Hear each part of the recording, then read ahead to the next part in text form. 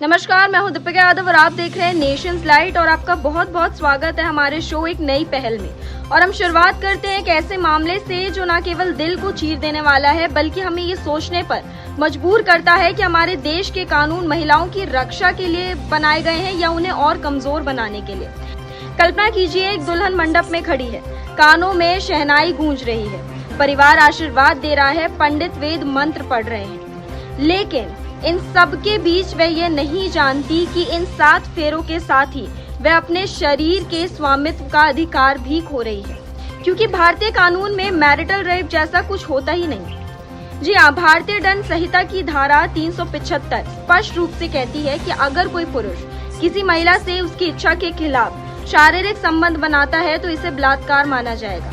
लेकिन उसी धारा में एक चौंकाने वाला अपवाद भी है जो ये कहता है कि अगर ये कृत्य पति द्वारा पत्नी के साथ किया जाए और पत्नी की उम्र 18 वर्ष से अधिक हो जाए तो ये बलात्कार नहीं माना जाएगा। जी हाँ, इसका मतलब ये हुआ कि शादी के बाद पत्नी की सहमति एकमात्र वैकल्पिक अवधारणा बन जाती है।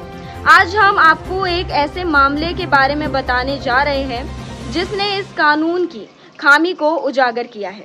वर्ष 2017 में छत्तीसगढ़ के गांव में महिला के साथ अत्याचार किया गया।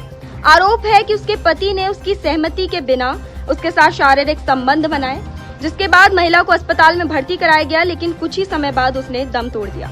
महिला ने मरने से पहले अपने बयान में कहा था कि उसके साथ जबरदस्ती शारीरिक संबंध बनाए गए थे, जिसके कारण उसे गंभीर चोटें आई और उसकी मौत हो गई। ये कानून सिर्फ सुधार की नहीं बल्कि एक पूरी तरह से पुनः सोचने की आवश्यकता का सवाल है।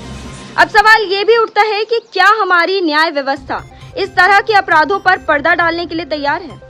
क्योंकि छत्तीसगढ़ हाईकोर्ट ने इस मामले में आरोपी पति की सजा को माफ कर दिया है और उसे रिहा करने का आदेश भी दे दिया है।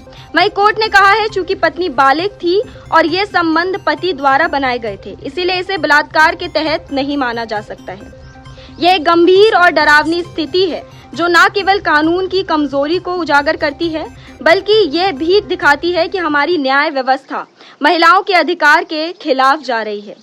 क्या हम सच में ऐसा समाज चाहते हैं जब महिलाओं की सहमति की कोई कद्र ना हो, सिर्फ इसलिए कि वे पत्नी है?